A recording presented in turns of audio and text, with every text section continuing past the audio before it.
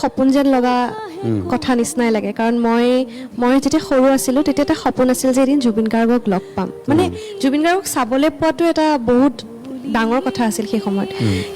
আগে পিছে জুবিন গাৰ্গক একদম নিচেই কাষত পোৱা জুবিন গাৰ্গ একেলগে গীত পৰিৱেশন কৰা এগৰাকী মৰম লগা বাইদেউৰ এটি অনুষ্ঠান লৈ আহিছোঁ জুবিন গাৰ্গৰ লগত প্ৰত্যেকটো মঞ্চই তেওঁ পৰিৱেশন কৰিছে জুবিন গাৰ্গ কেনেকুৱা ধৰণৰ ব্যক্তি জুবিন গাৰ্গৰ ব্যৱহাৰ কেনেকুৱা সকলোখিনি এই ষ্টুডিঅ' মঞ্চত সকলোখিনি স্পষ্টকৈ খুলি গৈছে আপোনালোকে ভিডিঅ'টো শেষলৈকে চাব লাগিব জুবিন গাৰ্গৰ নজনা বহুতো কথা আপোনালোকে জানিব পাৰিব কাৰণ জুবিন গাৰ্গ কেনেকুৱা মানুহ ওচৰৰ পৰা পোৱাসকলে বুজি পায় এনেই আঁতৰৰ পৰা কিছুমানে ভোমোৰা কুকুৰা নিচিনা যে ভুকি থাকে তেনেকুৱা নহয় মানে জুবিন গাৰ্গ কেনেকুৱা ধৰণৰ ব্যক্তি এই ভিডিঅ'টো চালেহে বুজি পাব এগৰাকী বাইদেৱে জুবিন গাৰ্গৰ একদম কাষতে থাকি গীত পৰিৱেশন কৰা এগৰাকী বাইদেৱে সকলোখিনি স্পষ্টকৈ খুলি কৈছে যে জুবিন গাৰ্গ কেনেকুৱা ধৰণৰ ব্যক্তি সকলোখিনি আপোনালোকে গম পাব এই ভিডিঅ'ৰ যোগেদি গম পাব সেইবাবে এই ভিডিঅ'টো আপোনালোকে শেষলৈকে চাওক বিচাৰিছো মেঘনা বৰপূজাৰী মেঘনা অনুষ্ঠানলৈ স্বাগতম আমি এই যে গানৰ কথাৰ অনুষ্ঠানটোত মেঘনা নতুন পুৰণি সকলোকে আমন্ত্ৰণ কৰোঁ সকলোৰ পৰা গীত শুনো কেনেকৈ তেওঁলোকে চৰ্চা কৰিছে বা তেওঁলোকে কেনেকৈ জড়িত তেওঁলোকৰ শিপাডাল কেনেকুৱা সেইখিনি কথা আমি জানিবলৈ চেষ্টা কৰোঁ আমি ইতিমধ্যে বেকড্ৰপত দেখিছোঁ জুবিন গাৰ্গৰ লগত মেঘনা বা বিভিন্ন অনুষ্ঠানত দেখিছোঁ আমি বিহুৰ সময়ত দেখিছোঁ তাৰ পিছৰ সময়ত সেইখিনি কথা আমি পাতিম তাৰ আগতে মই জানিব বিচাৰিছোঁ প্ৰথমতে মেঘনা বৰপূজাৰীৰ ঘৰ পঢ়া শুনা মোৰ ঘৰ তিনিচুকীয়া জিলাৰ মাকুমত আৰু মই মেট্ৰিক মাকুমতে কৰা শংকৰদেৱ শিশু বিদ্যা নিকেতনত তাৰপিছত হাই ছেকেণ্ডেৰী কৰিছোঁ তিতাবৰ প্ৰাগজ্যোতিকা জুনিয়ৰ কলেজৰ পৰা তাৰপিছত গ্ৰেজুৱেশ্যন আৰু পষ্ট গ্ৰেজুৱেশ্যন কটন বিশ্ববিদ্যালয়ৰ পৰা কৰা গতিকে মোৰো ভাল লগা যে আমি কটনত এসময়ত মেঘনা কনুজ হিচাপে পাইছোঁ আজি এনেধৰণে এখন মঞ্চত পাইছোঁ গতিকে মই জানিব বিচাৰিম মেঘনা যে সংগীতৰ সৈতে মেঘনাৰ সম্পৰ্কটো কেনেকৈ কেতিয়াৰ পৰা আৰম্ভ হ'ল মোৰ মায়ে কোৱা মতে মই যেতিয়া কথা কোৱা নাই তাৰ আগতে চাগে গান গাবলৈ আৰম্ভ কৰিছোঁ কেনেকৈ সৰুতে মাহঁতে যেতিয়া নিচুকনি গীত গাই খুৱাওঁতে মোৰ আইতাই খুব ধুনীয়া নাম গাইছিলে এতিয়াও গায় আৰু মোৰ মামাৰ ঘৰখন সাংস্কৃতিক দিশৰ লগত খুব জড়িত মোৰ মামাকেইজনে গান গায় মোৰ মাহীয়ে নাচ শিকায় মোৰ মায়ে নাচিছিলে তেনেকেই এটা সাংস্কৃতিক পৰিৱেশৰ মাজতে ডাঙৰ হৈ মই সংগীতৰ ক্ষেত্ৰখনৰ লগত জড়িত হ'লোঁ আৰু মই মেঘনাৰ লগত যিমান দূৰ সংগীতৰ কথা কেতিয়াবা আড্ডাত পাতো তেতিয়া এটা কথা জানো মেঘনাই কেৱল আজিৰ যুগৰ গীতখিনি গায় তেনেকুৱা নহয় পুৰণি সংগীতখিনিও যিখিনি আমাৰ মূল শিপা সেইখিনিও আলোচনা কৰে মেঘনাই গতিকে মই অনুষ্ঠান আৰম্ভণি কেনেকৈ কৰিব পাৰোঁ মেঘনা মই সুধাকণ্ঠ ডক্টৰ ভূপেন হাজৰিকাৰ এটি গীতেৰে আৰম্ভ কৰিব বিচাৰিম ঠিক আছে গতিকে প্ৰিয় দৰ্শক আমি মেঘনাৰ কণ্ঠত গীত শুনিবলৈ আগবাঢ়িছোঁ আপোনালোকে শুনক সেই কণ্ঠ মঞ্চত বহুবাৰ শুনিছে আমাৰ আজি এন কে টিভিৰ ষ্টুডিঅ'ত মেঘনাৰ কণ্ঠত ডক্টৰ ভূপেন হাজৰিকাৰ এটি গীতেৰে অনুষ্ঠান আৰম্ভ কৰিব বিচাৰিছোঁ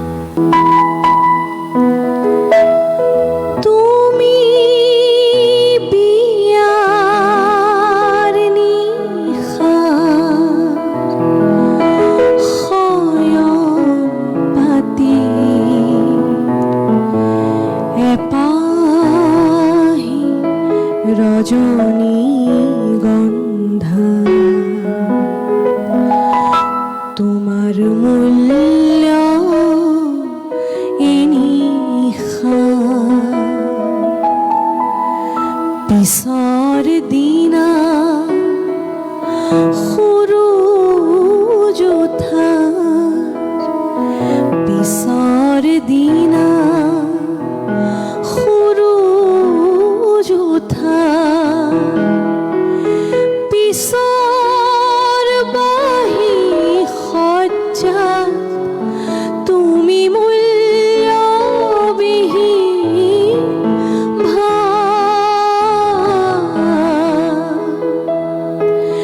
তুমি বিয়াৰ নিশাৰ শয়ন পাতিৰ এপাহি ৰজনী গন্ধা তোমাৰ মূল্য এনিশা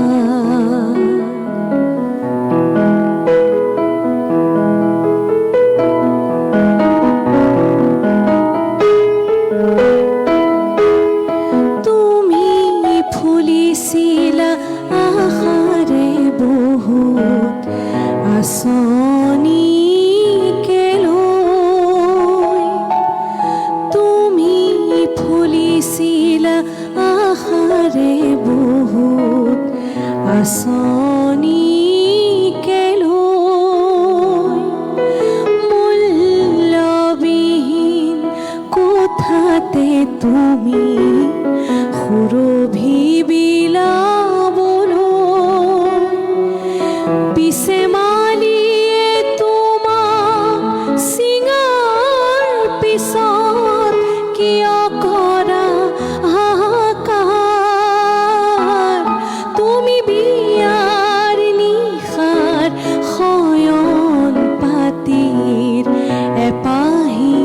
ৰজনীগন্ধা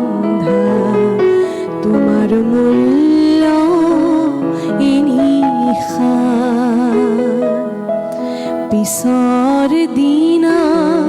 সূৰুজ উঠাৰ পিছৰ দিনা সূৰুজ উঠাৰ পিছৰ বহি সজ্জা তুমি মূল্যবিহীন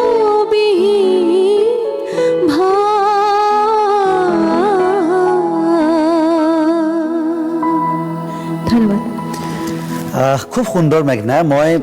যেতিয়া কাৰোবাক কৈছোঁ যে মেঘনা আহিব আজি আমাৰ ষ্টুডিঅ'লৈ, কোনজনী ছোৱালী খোজোতে মই এটা উপমা দি ভাল পাওঁ, মেঘনাই অন্তৰৰ পৰা গীত গায়। গতিকে মেঘনাই কি ভাবে যে গীতসমূহ গাওঁতে যেতিয়া আমি থ্ৰয়িং কৰোঁ কণ্ঠটো, কোনখিনি কথাত মূল গুৰুত্ব দিব লাগে?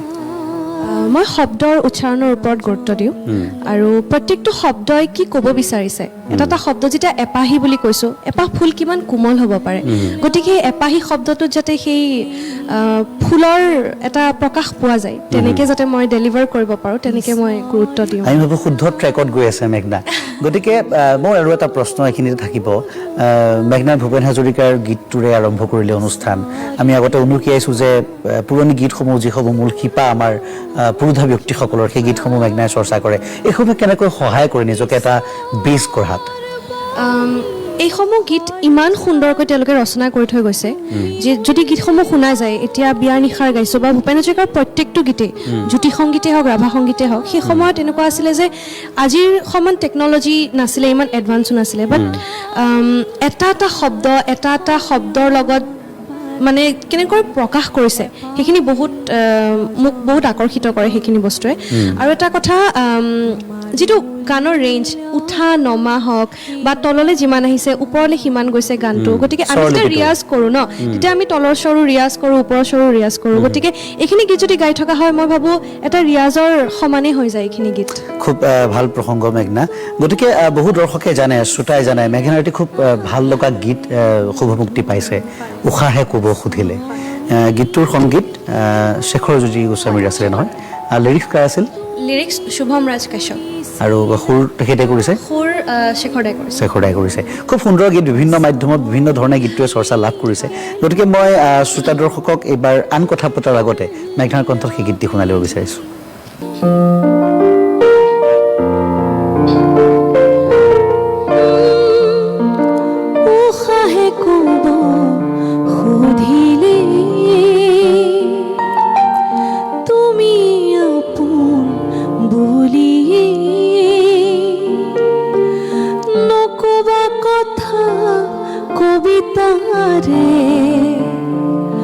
মৰমৰে কোমল ভাষাৰে উষাহে ক'ব সুধিলে তুমি আপোন বুলি।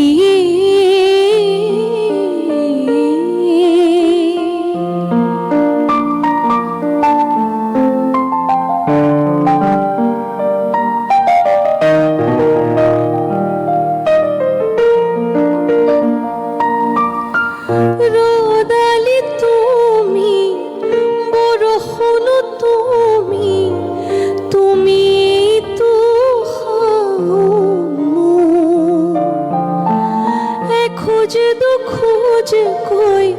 কাষলে আহিছোঁ, তোমাতেই তো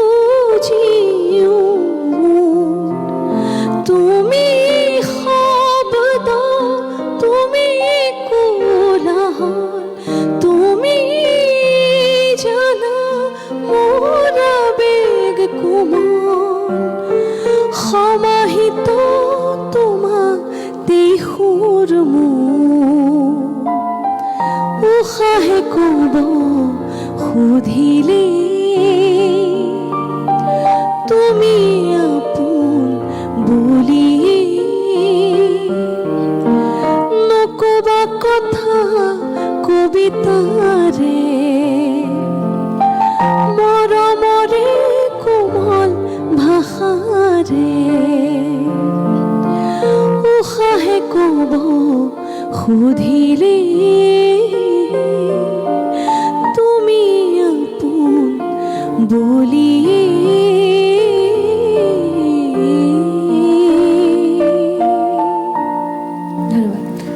খুব সুন্দৰ মেঘনা, মই গীতটোৰ বিষয়ে অকণমান পাতিব বিচাৰিছোঁ। এইটো মেঘনাৰ প্ৰথম গীত নে আনুষ্ঠানিকভাৱে? আনুষ্ঠানিকভাৱে এইটো মোৰ প্ৰথম গীত। মানুহৰ সমাদৰ কেনেকুৱা, আদৰ কেনেকুৱা, কি কয় চিনাকি অচিনাকি মানুহে? যোনে শুনিছে সকলোৱে ভাল লাগিছে বুলিয়ে কৈছে গীতটি। আৰু গীতটিত এটা খুব ধুনীয়া দৰত সোমাই আছে, গতিকে সকলোৱে কানেক্ট কৰিব পাৰে। আৰু শেখৰদাৰ পৰাও গীতটোৱে বহুতখিনি প্ৰচাৰ পালে, গতিকে তেনেকৈ মানুহে আদৰি লৈছে, ভাল লাগিছে। ঠিক আছে, এতিয়া আমি এটা প্ৰসংগলৈ আহোঁ। মই প্ৰথমে অনুকিয়াব বিচাৰিছোঁ দৰ্শককো যে মেঘনাই জুবিন গাৰ্গৰ লগত অনুষ্ঠান কৰে বুলি মই আজি আমন্ত্ৰণ কৰি অনা নাই। মেঘনাৰ নিজা এটা পৰিস্থিতি আছে, হ'লেও মানুহৰ চিনি পাবলৈ সুবিধা হয় তেনেধৰণে চিনাকি কৰি দিলে, সেইবাবে আমি অনুকিয়াইছোঁ। এতিয়া জুবিন গাৰ্গৰ লগত বহুখিনি সংগীতানুষ্ঠান কৰা হৈছে, সেই অভিজ্ঞতাটো মই মেঘনাৰ পৰা জানিব বিচাৰিম। সেইটো এতিয়াও এটা সপোন যেন লগা কথা নিচিনাই লাগে, কাৰণ মই যেতিয়া সৰু আছিলোঁ তেতিয়া এটা সপোন আছিল যে এদিন জুবিন গাৰ্গক লগ পাম। মানে জুবিন গাৰ্গক চাবলৈ পোৱাটো এটা বহুত ডাঙৰ কথা আছিল সেই সময়ত। কিন্তু তাৰ পাছত যে মই এনেকৈ এখন মঞ্চ জুবিনদাৰ লগত শ্বেয়াৰ কৰিম, সেইটো মোৰ কাৰণে বহুত ডাঙৰ কথা। আৰু জুবিনদাই বহুত শিকাইছে। আৰু আজি যিটো স্থানত আছোঁ, আজি মেঘনা বৰপূজাৰী বুলি মোৰ নিজৰ পৰিচয়টো হয়তো মই জুবিন গাৰ্গৰ পৰাই পাইছোঁ বুলিয়ে ক'ব লাগিব, কাৰণ তেওঁৰ লগত যদি মই নাহিলোঁ হয়, হয়তো অসমৰ মানুহে মোক চিনি নাপালে হয়, কিছু অলপ সময় লাগিল হয়। কিন্তু আজি চাগে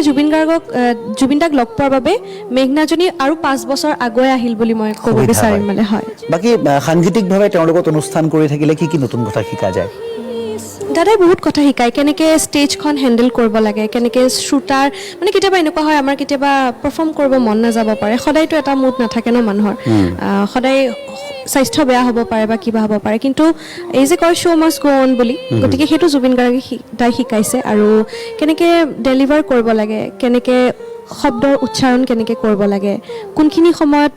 কেতিয়াবা এনেকুৱা হয় যে কোনটো সময়ত ভইচটো কেনেকৈ ক'ত ডাঙৰ কৰিব লাগে, ক'ত সৰু কৰিব লাগে, ষ্টুডিঅ'ত কেনেকৈ গান গাব লাগে, মঞ্চ এখনত কেনেকৈ গান গাব লাগে, সেইখিনি জুবিন গাৰ্গে শিকাইছে। মানে সেই অনুষ্ঠানখিনিৰ পৰা মেঘনা আজিৰ তাৰিখত যথেষ্ট সমৃদ্ধ হয়নে নহয় মই নাভাবোঁ, কিন্তু জুবিন গাৰ্গে যিখিনি শিক্ষা দিছে সেইখিনি মই প্ৰয়োগ কৰিব চেষ্টা কৰোঁ যেতিয়া গীত গাওঁ। আৰু জুবিন গাৰ্গ বুলিলে অনুষ্ঠানত সহশিল্পীসকলৰ লগত যথেষ্ট ধেমালি কৰে। মেঘনাৰ লগত কেনেকুৱা ধেমালি চলিছিল? কৰে, আমাৰ লগতো ধেমালি কৰে মাজে মাজে। কিবা নিকনেম দিছিল নে? মোক কি বুলি মাতে, জিটি বুলি মাতে। কেতিয়াবা মানে মোৰ যেনেকৈ বৰপূজাৰী ন, কিন্তু বৰপূজাৰী বুলি নামাতে, বৰগোহাঁই বুলি মাতিব, এই কিবা এটা বেলেগ উপাধি দি মাতিব, এনেকুৱা কৰি থাকে। ঠিক আছে, জুবিন গাৰ্গৰ প্ৰসংগ যেতিয়া ওলাইছেই, মেঘনাই জুবিন গাৰ্গৰ কেনেকুৱা ধৰণৰ গীতবিলাক ভাল পায়? দাদাৰ সকলো গীতেই ভাল লাগে, কিন্তু দাদাৰ যিখিনি অলপ পুৰণা ধৰণৰ গীত আছে, যিখিনি মায়াবিনী হওক, প্ৰীতিৰ সুবাসে, তেনেকুৱা গীতখিনি মোৰ এতিয়াও খুব প্ৰিয়, এতিয়াও শুনি থাকোঁ। আৰু মোৰ এটা বস্তু ভাল লাগে, জুবিন দাই যেতিয়া ফিমেল ভইচৰ কাৰণে কম্প'জ কৰে,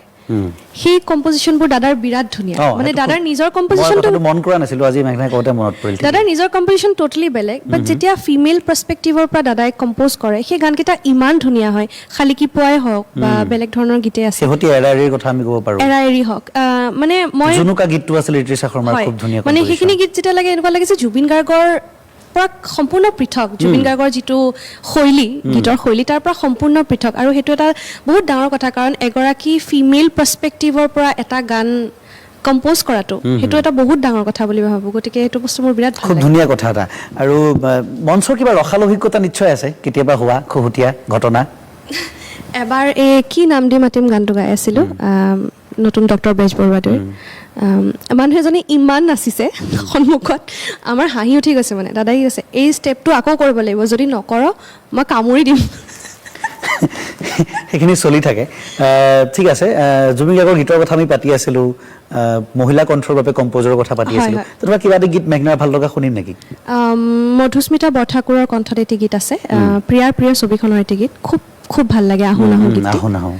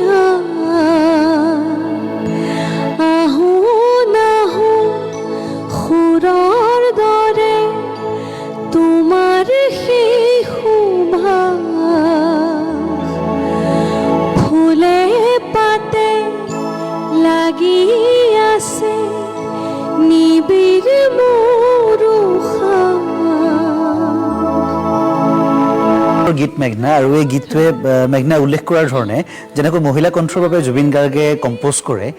তাৰ সেই মাদকতাটো এই গীতটোত বেলেগকৈ পোৱা যায় গোটেই এলবামখনৰ এই গীতটোৰ এটা সুকীয়া পৰিস্থিতি আছে হিন্দী গীতৰ চৰ্চা কৰা হয়নে মেঘনা হিন্দী গীতৰ চৰ্চা কৰা হয় আমি বিহু শ্ব'ৰ বাহিৰেও মই কৰ্পৰেট শ্ব'জ কৰোঁ তো কৰ্পৰেট শ্ব'জত মেক্সিমাম হিন্দী গীতেই গোৱা হয় বিহু শ্ব'ৰ বাদ দি মেঘনাই কৰ্পৰেট শ্ব'জ কৰে গতিকে এই শ্ব'জবিলাকৰ পৰা মই যদি সুধোঁ যে আজিৰ তাৰিখত অসমত সংগীত শিল্পী এজন হৈ আগবাঢ়ি যাবলৈ মই যদি আৰ্থিক দিশটোৰ কথা কওঁ কিমান সহায়ক হয় এইখিনি এই শ্ব'বিলাক এনেকুৱা নহয় যে বহুত ডাঙৰ কিবা এটা হয় কিন্তু চলি থাকিব পৰাকৈ আতি যায় আৰু চৰ্চাটো চলি থাকে নিজৰ চৰ্চাটো চলি থাকে আৰু মানে দুখন বেলেগ পৃথিৱী বুলি ক'ব লাগিব বেলেগ জনৰৰ গীত গাবলগীয়া হয় তাতে বেলেগ জনৰ গীত গাবলৈ তাত বেছিভাগ সময়ত ৰেট্ৰ' নাম্বাৰ্ছবিলাক গাওঁ আমি আশাজী লতাজীৰ তাৰপাছত তেনেকুৱা ধৰণৰ কিশোৰ কুমাৰৰ গীত গাওঁ তেনেকুৱা ধৰণৰ পৰিৱেশটো সম্পূৰ্ণ বেলেগ কাৰণ তাতে অনা অসমীয়া অডিয়েঞ্চ বেছি থাকে আৰু তেওঁলোকে তেনেকুৱা গীতেই বিচাৰে গতিকে দুখন সম্পূৰ্ণ বেলেগ পৃথিৱী ঠিক আছে মেঘনা আমি তেনেকুৱা গীতো তোমাৰ কণ্ঠ শুনিবলৈ চেষ্টা কৰিম প্ৰিয় দৰ্শক আমি আজিৰ গানৰ কথাৰ অনুষ্ঠানত মেঘনাৰ কণ্ঠৰ গীত শুনি আছোঁ খুব মিঠা মিঠা গীত তেওঁ শুনাইছে অন্তৰৰ পৰা গীত গাইছে আমি তেওঁৰ কণ্ঠৰ সেই বেলেগ জগতখনৰ গীতবোৰ কেনেকুৱা হয় শুনিবলৈ কিছু চেষ্টা কৰিম কিন্তু তাৰ পূৰ্বে অনুষ্ঠানত সময় হৈছে কিছু বিৰতি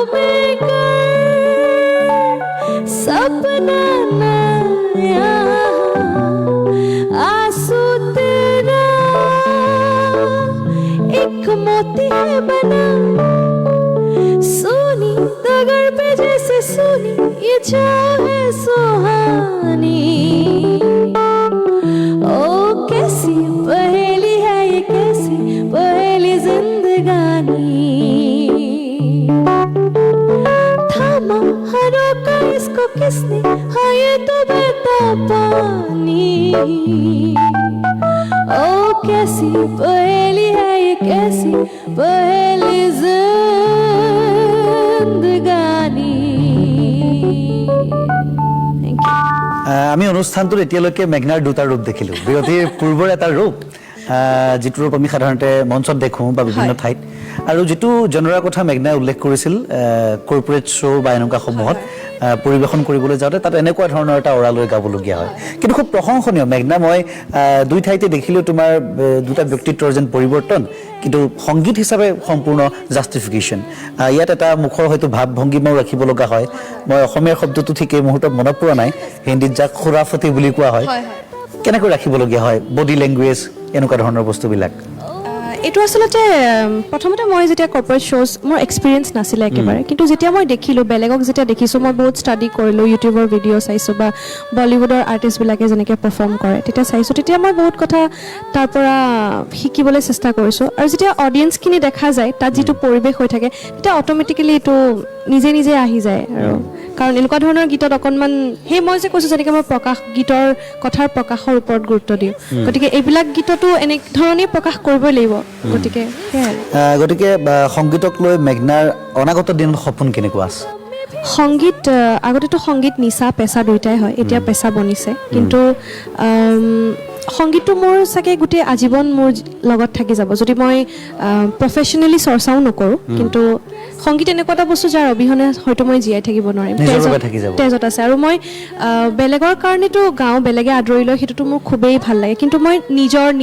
সুখী ৰাখিবলৈ চাগে মোক সংগীতৰ প্ৰয়োজন খুব ভাল কথা আৰু তেনেকুৱা লোক সংগীতে হয়তো বেছি লগ দিয়ে আমি যিমান দেখিছোঁ ঠিক আছে মেঘনা আৰু নতুন গীত বা কামৰ পৰিকল্পনা কেনেকুৱা চলি আছে ৰিচেণ্টলি মই অতি কেইদিনমানৰ আগতে মই এটি নিজৰ গীত ৰিলিজ কৰিছোঁ হেৰুৱা জোনাকী বুলি আৰু এই আগষ্ট মাহতে যোদ্ধা ৰিলিজ হ'ব যোদ্ধা চিনেমাখন ৰিলিজ হ'ব তাত জুবিন দাৰ লগত এটি খুব সুন্দৰ গীত তাত কণ্ঠদান দ্বৈত সংগীত খুব সুন্দৰ তাৰ বাবে আমি শুভেচ্ছা জ্ঞাপন কৰিছোঁ ধন্যবাদ। মেঘনা গতিকে মেঘনা আমি কম সময়ৰ বাবে বহিলোঁ অনাগত সময়ত আৰু দীঘলীয়াকৈ বহিম খুব ভাল লাগিল মেঘনাক আমি কটনৰ দিনত অনুজ হিচাপে পোৱাৰ পিছত আজিৰ তাৰিখত এনেধৰণৰ একেখন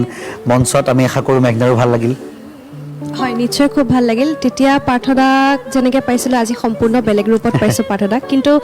কটনে দিয়া উপহাৰ বুলি ক'ব লাগিব এইখিনি নিশ্চয়। বস্তুৰ কাৰণে আজি কটনক আপোনাক লগ পালোঁ কাৰণে চাগে আজি মই এনেকৈ আপোনাৰ সন্মুখত বহিবলৈ উপস্থিত সুযোগ থাকিব পালোঁ তেনেকুৱাও নহয় মেঘনাৰ যি উন্নতি সেয়া আমি খুব শলাগ ল'ব লাগিব আমি বন্ধু মহলতো পাতোঁ গতিকে মেঘনা এই অনুষ্ঠানৰ পৰা আমি বিদায় লৈছোঁ তোমাক ধন্যবাদ জ্ঞাপন কৰিছোঁ দিগন্ত দাক ধন্যবাদ জ্ঞাপন কৰিছোঁ আমাক সহযোগ কৰাৰ বাবে শেষত প্ৰিয় দৰ্শক মই অনুষ্ঠানৰ পৰা পাৰ্থ বিদায় লৈছোঁ সেয়া মেঘনা বৰপূজাৰী আমাৰ সৈতে আছিল মেঘনা শেষত আমি বিদায় লোৱাৰ আগত তোমাৰ কণ্ঠত এটি গীতেৰে অনুষ্ঠান সামৰিব বিচাৰিছোঁ